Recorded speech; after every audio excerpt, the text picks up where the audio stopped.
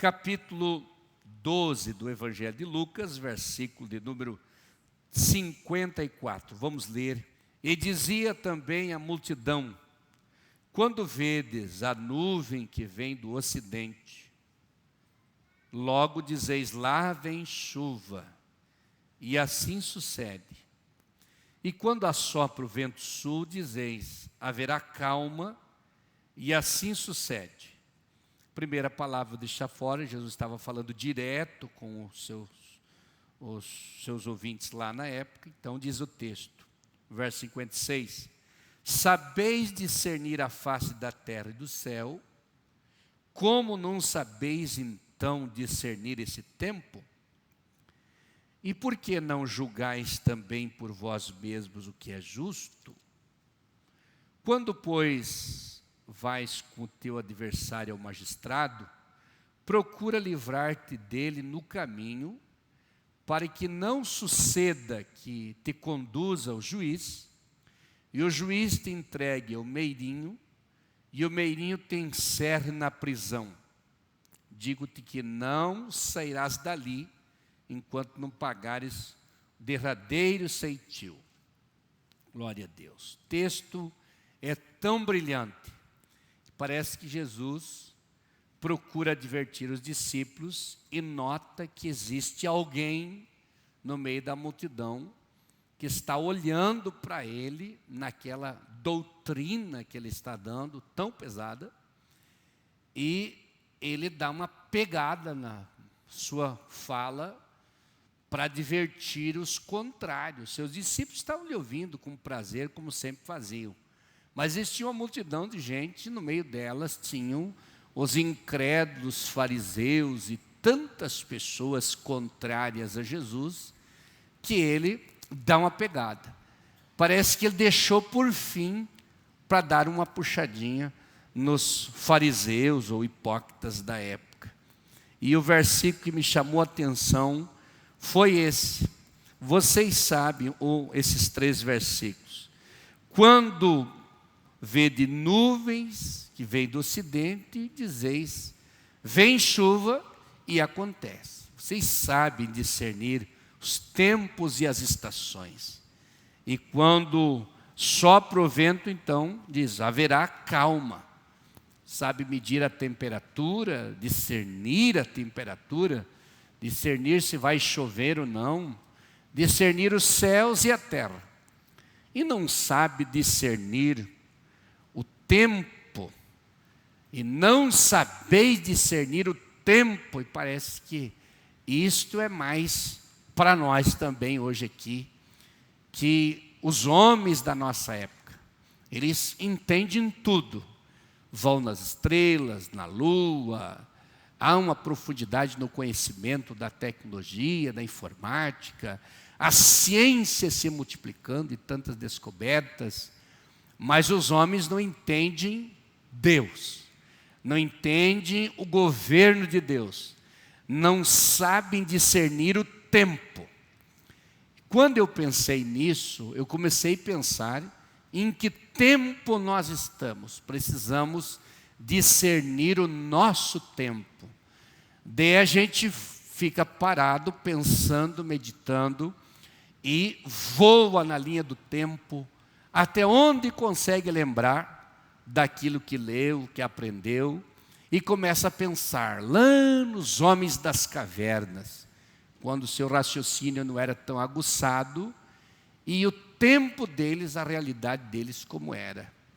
A forma com que eles entendiam o tempo e se comunicavam, por gestos, por grunhidos, por gritos, uma forma que eles achavam para se comunicar. Mas com o passar do tempo, foram evoluindo, e começaram então a se comunicar diferente, através da fala.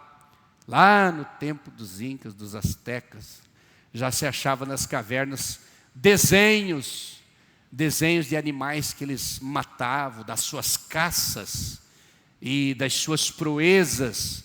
Era uma forma, uma linguagem que eles se comunicavam. Lá bem na frente, já lá na região da Mesopotâmia, começa a se comunicar então pela escrita. E a verbalização vai evoluindo, o tempo vai passando, e cada um vai entendendo o seu tempo. E o tempo vem. Os egípcios depois começam a desenvolver as escritas no papiro. E eu estive lá no Museu do Livro, ou lá na fábrica do papiro, que o Museu do Livro está em Jerusalém, e vi como se desenrola o papiro. Daí a Bíblia fala dos pergaminhos, escrito em couro de texugo, e papiro é naquelas madeiras, tipo uma folhinha de bananeira seca, mais ou menos assim, mas é uma planta, é uma árvore. E escrito na pedra, Deus mandou Moisés talhar a pedra, ele escreveu na pedra, e o tempo vem evoluindo, e quando nós olhamos para a Bíblia Sagrada, começamos a aprender. Tem lá no Museu do Livro em Jerusalém, réplicas lá, ou escritas de 2 milhões de anos, que eles acharam, os arqueólogos achando coisas, e tem ali como documentos das tábuas da lei, os 10 mandamentos, que há 2 milhões de anos atrás já tinha as escritas. E vem vindo a comunicação, o jeito das pessoas se aproximarem, cada um dentro do tempo, se relacionarem, conversarem, mandarem mensagens. Lá os egípcios já começaram com os correios, né? Pombo correio, o corvo correio, levando as mensagens. Vem esta história não é tão antiga, até no nosso Brasil, quando Getúlio Vargas vai de Porto Alegre a São Paulo, Rio de Janeiro, na época estado da Guanabara, para fazer as suas revoluções, enfrentar os seus adversários, e questão política, familiares, com canhões arrastados, com ternos de burro, de jumentos, e com as suas munições, e levavam gaiolas com pombo correio, para de distância em distância soltasse um pombo correio com bilhete para trazer para a família, porque eles não perdem a direção. Daí vem desenvolvendo as coisas. Depois nós vemos da história, quem estudou bibliologia e outras coisas vai lembrar aqui agora, quando se desenvolveu a imprensa, lá no tempo de Gutenberg, né? Que aconteceu ali a publicação da Bíblia, e vem vindo, a primeira revista na Alemanha, primeiro jornal diário na Alemanha, e vem. Depois vem para a nossa era agora. Em 1960, lá nos Estados Unidos, a base da inteligência americana começa a se comunicar com as bases através da tal de internet, que tinha um outro nome. Logo, outra empresa entra, em 1974, a internet toma conta daquela América, e vem para a América do Sul, e se espalha no Brasil, e vai evoluindo as coisas. E as pessoas vão ouvindo, aprendendo, e alguns endoidando de tanta informação que vem, e a gente vai pensando, onde está as provas dessas coisas? Onde está a base para essas coisas? Mas a Bíblia fala em 1 Crônicas 12, me parece que é o versículo 38 ou 40, não lembro, parece que é 12, 32, que os filhos de Issacar, eles estudavam e conheciam a ciência do seu tempo, e eles eram instruídos a passar ao povo de Israel o que eles deviam fazer. A equipe da inteligência, a equipe da sabedoria, a equipe da informação, ela em 1 Crônicas 12, 32, ou 38 por aí, está escrito esse versículo, que os filhos de Issacar passavam a inteligência no seu tempo. E a partir daí veio. E poderíamos citar tantas coisas aqui, quando surgiu o telefone, a rádio, e assim por diante, 1927, 1932, 1902, e vem 1960, que daí veio a internet, mas outras coisas vieram bem antes. Mas daí coisas de agora, depois que eu já sou adulto, 1999, 1997, tenho datas, tudo, tenho apanhados por escrito, que agora não estou lembrando de cor aqui, mas eu lembro que em 1990, então, no Rio de Janeiro, surge o primeiro celular, e ali começa pelo Brasil. Em 92, Chegou tijolão na minha mão, um Motorola grande, que doía a perna quando tremia na chamada, parece que tinha umas formiguinhas mordendo assim, porque era muito forte a bateria, a pressão, a vibração da bateria daquele celular. 92, 93, todo mundo andava com celular, depois veio o StarTAC, outro que era 2 pecinhas que fechavam, e veio. Um dizia que era satélite, outro dizia que era antena, ninguém sabia direito o que era, uns pegavam, outros não pegava, todo mundo falando, uns bem grandão assim. Lembro que chegava na convenção de pastores, um celular bem comprido, com antena bem comprida, caminhando, falando com todo mundo, doendo a cabeça às vezes, os pastores, e a evolução das coisas. E agora nós estamos aqui, entendendo o nosso tempo. Sabeis discernir o tempo, se vai chover ou não, os céus e a terra. E não sabeis discernir o vosso tempo. Chega no nosso tempo da nossa era digital, quando o Wi-Fi está em toda parte, dentro da nossa casa, e é impossível trabalhar, se relacionar com o serviço, é impossível se relacionar com a família, é impossível se relacionar na educação, nos estudos, com quem a gente ama, com quem a gente é parente, é impossível se relacionar sem internet, a gente não consegue mais viver sem esse negócio tão maravilhoso que Deus deu para todos nós. É o WhatsApp, o Facebook, o Twitter e tantas outras ferramentas que nós usamos para nos comunicar. Home office, trabalhar dentro de casa. Pessoal, agora nessa pandemia, se multiplicou a internet. Em 2019, 75% dos brasileiros já tinham internet instalado na sua casa, já tinham acesso à internet. Isso fazem 3 anos, e como as coisas rodam rápido, eu creio que hoje tem bem mais de 90% da população brasileira que tem acesso à internet, a este meio de comunicação.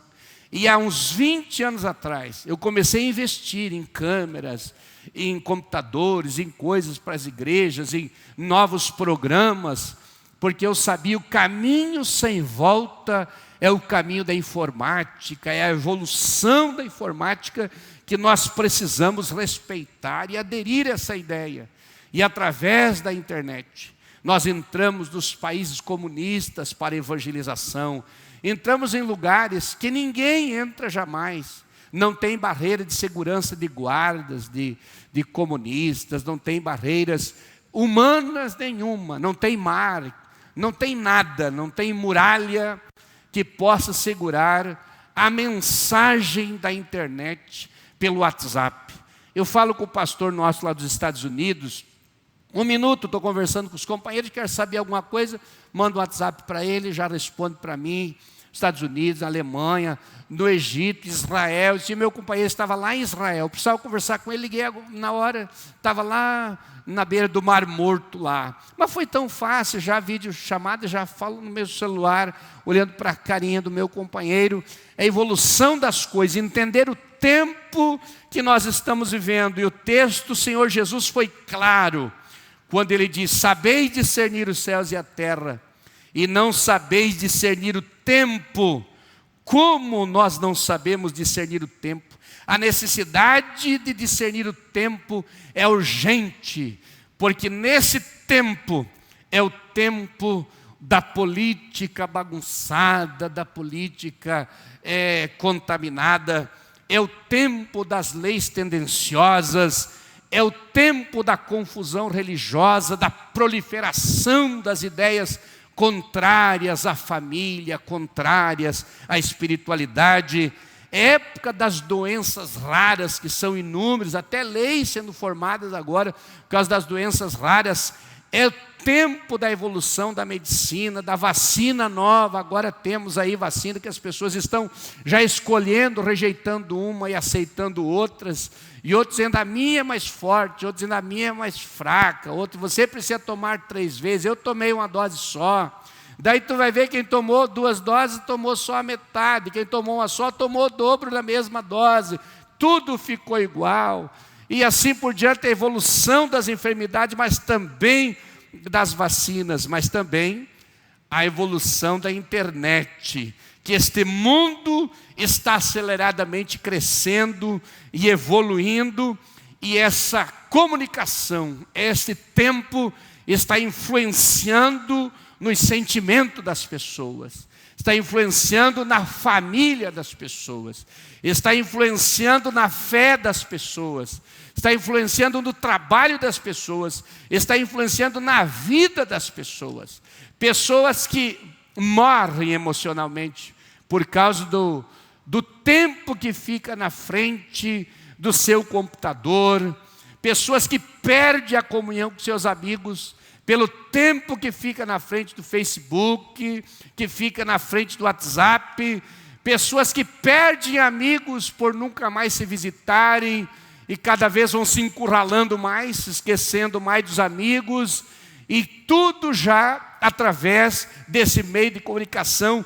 Esse é o nosso tempo, mas essas mudanças estão nos colocando à prova. Estas mudanças do nosso tempo estão nos colocando em perigos.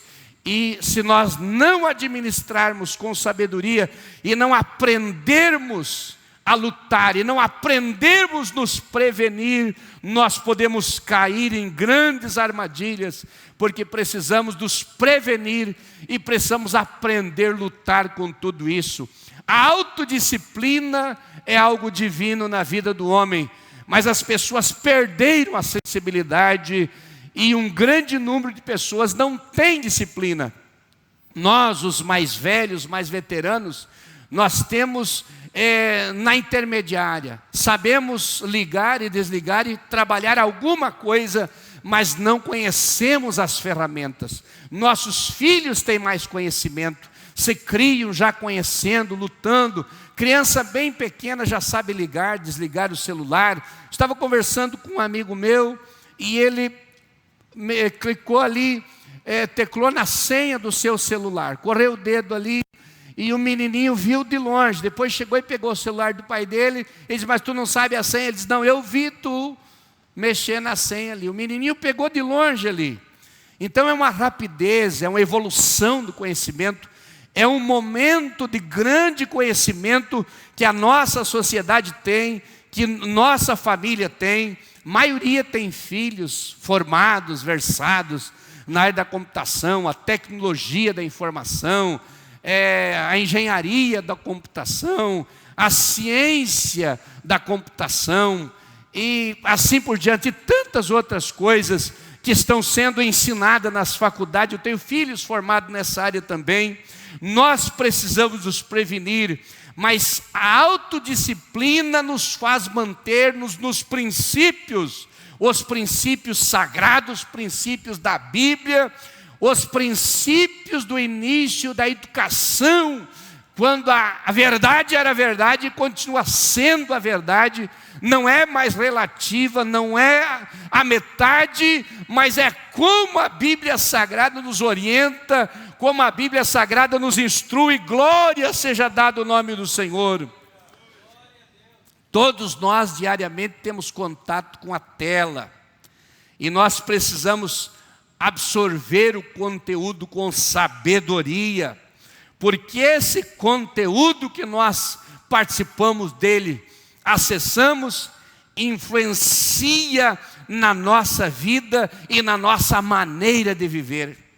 Quantas pessoas estão sendo influenciadas na sua maneira de viver por não entender esse tempo e surfar na onda do problema e acabar caindo em grandes mares? O impacto na nossa maneira de viver é muito grande, e isso nos leva a pensar que a utilização dos meios de comunicação agora, a utilização nesta área, nessa época e era digital, dos meios de comunicação na internet, sem a sabedoria, levará ao vício, levará ao pecado, levará à prostituição, levará à mornidão, levará à estagnação, à anorexia espiritual, e nos tirará todo o conteúdo espiritual e bíblico que nós temos dentro de nós, se nós não soubermos administrar quantas traições,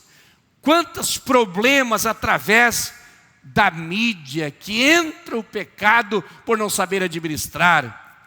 Quantas coisas que estão entrando hoje, você recebe uma mensagem de alguém que você não conhece, sextorção, fotos de pessoas do sexo oposto para chamar a atenção, convidando para ser amigo no WhatsApp, no Face e tal, e vem, a pessoa é engodada por um sentimento, por uma palavra de elogio, de carinho, uma palavra de exaltação, que levanta a pessoa e entra, e quando vai ver uma armadilha, não é aquele rapaz bonito que apareceu a foto naquela mensagem de WhatsApp, daquele número que é de um país bem longe daqui, não é aquela moça bonita que apareceu na foto e o número é de outro país, não é, é falsidade, é uma farsa, é uma armadilha nesse tempo que nós estamos vivendo, que nós precisamos abrir os nossos olhos, porque Deus quer que nos abra os nossos olhos. Mas nesse tempo, eu lembrei agora, de que Deus sempre teve o cuidado com o seu povo. Deus sempre cuidou do seu povo. Deus sempre teve uma saída para o seu povo. E o zelo de Deus, o cuidado de Deus é tão grande, que nós podemos ir para a Bíblia e ver Deus tirando o povo de Israel do Egito. Quando Moisés vai buscar o povo de Israel no Egito, ele traz um povo meio nômade, um povo sem educação, sem regra, sem domínio próprio, um povo obstinado, escravizados, criados no Egito e educados por Faraó. Criados no Egito, tendo um governador como Faraó, um educador como Faraó. Moisés, servo de Deus, ele traz esse povo e precisa ensinar esse povo. Veja o cuidado de Deus. Ensinar a socialização, se socializarem. Ensinar eles se cuidarem pessoalmente, cada um cuidar de si, em tudo, até nas necessidades fisiológicas.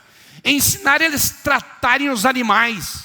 Ensinar eles tratarem os inimigos. Ensinar eles tratar os amigos.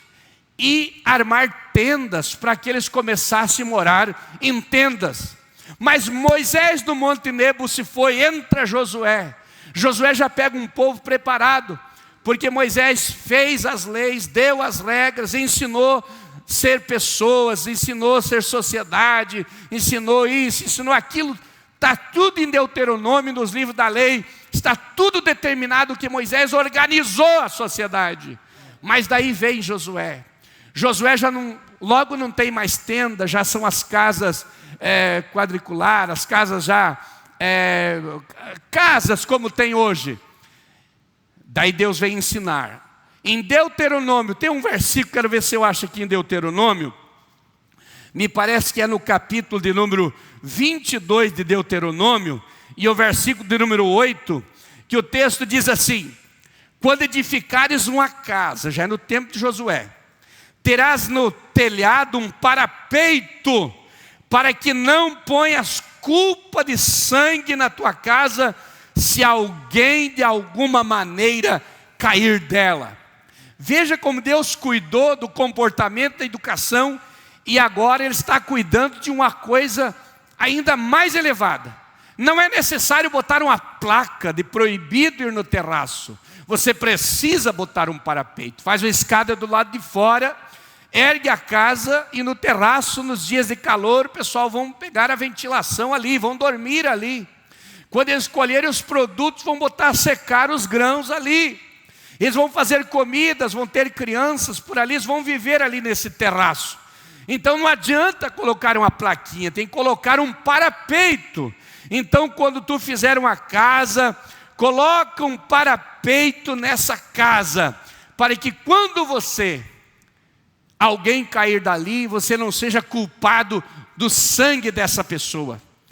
E isso nos ensina o cuidado de Deus, colocar um parapeito, os cuidados do pai de família, o cuidado da mãe de família. Existem coisas que não é só escrever e dizer que é proibido, é colocar uma regra, colocar um parapeito peito, colocar uma ordem com sabedoria, porque tudo aquilo que nós fizermos, usarmos sem a sabedoria, nos trará problemas sérios. Queremos evitar o mal para os nossos filhos? Olhemos para Deus orientando. Josué orientou o povo: faz parapeito na tua casa. E com a evolução de todas as coisas, tudo ficou rápido. E hoje nós precisamos pensar nisso.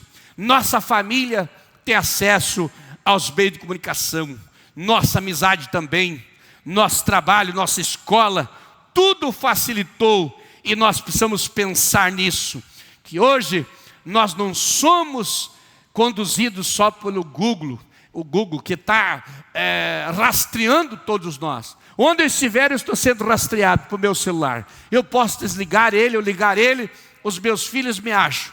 Pai está na rua tal, no endereço tal. Eles acham, porque tem um rastreamento.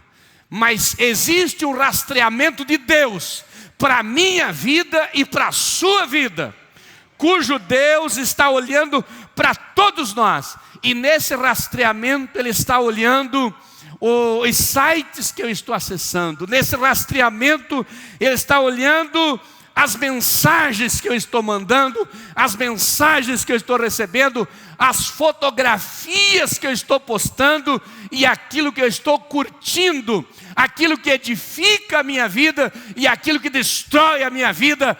Oh meu Deus, nesse tempo, antes do Wi-Fi, antes da internet, antes de Moisés, antes de Josué, antes dos incas, dos astecas, dos romanos e de todos os governos, os impérios que mandaram o mundo, existe um Deus que está olhando para todos nós. E Ele está querendo nos ensinar a nós trabalhar nesta era digital. Estou entrando nesse assunto, talvez para falar várias vezes, porque eu quero que você pense comigo. Esse é o nosso tempo. Sabemos discernir os céus e a terra, mas muitas vezes nós não sabemos discernir o tempo. Isso é urgente, o nosso tempo. Vocês viram a evolução da Bíblia, irmãos? Vocês viram a atualidade da Bíblia? Deus está olhando para nós neste tempo e Ele quer nos preparar para nós abrir os nossos olhos. Satanás está levando de caçambadas casamentos, está levando de rodo filhos, está enxugando a alma, secando a espiritualidade. Pessoas que não têm nada a ver com os problemas, entram nos problemas. E eu não estou falando para a igreja aqui, eu estou falando para nós, porque todos estamos no mesmo barco. Eu estou com medo do meu telefone, do meu iPhone, eu estou com medo do meu computador, trabalhando anos e anos com o computador, como secretário da nossa convenção, secretário da Caixa de Evangelização, digitando tudo que 500 homens discutem, enxugando discursos para sintetizar, para depois passar pelo nosso conselho jurídico. Mas tenho medo, não tenho Facebook, o Face que tem é da igreja, não tem Instagram, o que tem é da igreja, porque eu estou com medo, e todos nós devemos ter medo. E isso tem uma coisa, meus irmãos, às vezes você não faz parte, mas Satanás joga as setas, ele quer bombardear, mas o sangue de Jesus Cristo tem poder para proteger a sua vida, a minha vida, a sua casa, a minha casa, a sua família e a minha família. E nós vamos usar para o bem. É proibido? Não, a nossa dureza, a nossa ignorância. Nós temos engenheiro da computação aqui. A nossa ignorância de muitos anos atrás, quando surgiu o rádio, ao invés de nós ensinar a usar, nós proibimos. Podia ter enchido de programas. A Assembleia de Deus podia ser dona de quase todas as rádios do Brasil. Depois a televisão foi proibida, ao invés de ensinar a usar. Eu orei ajoelhado com meu filho na frente da televisão para ensinar ele a ligar a televisão e desligar. Quando comprei o primeiro computador para ele, para o mais velho, que está com quase 35 anos, tinha 7, 8 anos, era lento, era ruim, não ia, pouquinha coisa, mas como sabia que o molequinho ia mexer, propósito com Deus, com quem que vai brincar, como vai ligar. Depois alguns foram para essa área, preocupado com isso. Estou preocupado com a nossa igreja, com a nossa mocidade. Estou preocupado com a nossa geração, que nós precisamos entender o nosso tempo e levar diante do Senhor e dizer: Senhor, me ajude eu não perder o tempo da oração. Me ajuda eu não perder o tempo da leitura da palavra. Me ajuda eu não perder o tempo de estar na casa do Senhor. Me ajuda, Senhor. Me ajuda a entender o tempo, Senhor. É o tempo voa. A nossa idade passa. E daqui a pouco tempo, onde nós estaremos? Vamos para a eternidade. Vamos engolir tudo. Vamos engolir sem filtro. Vamos acessar tudo. Vamos participar de tudo. Vamos morrer espiritualmente. Vamos deixar a era digital dominar a nossa vida? Ou vamos buscar um parapeito para a nossa casa? Vamos buscar uma cerca espiritual para a nossa vida, para que possamos evoluir diante de Deus e sermos vencedores.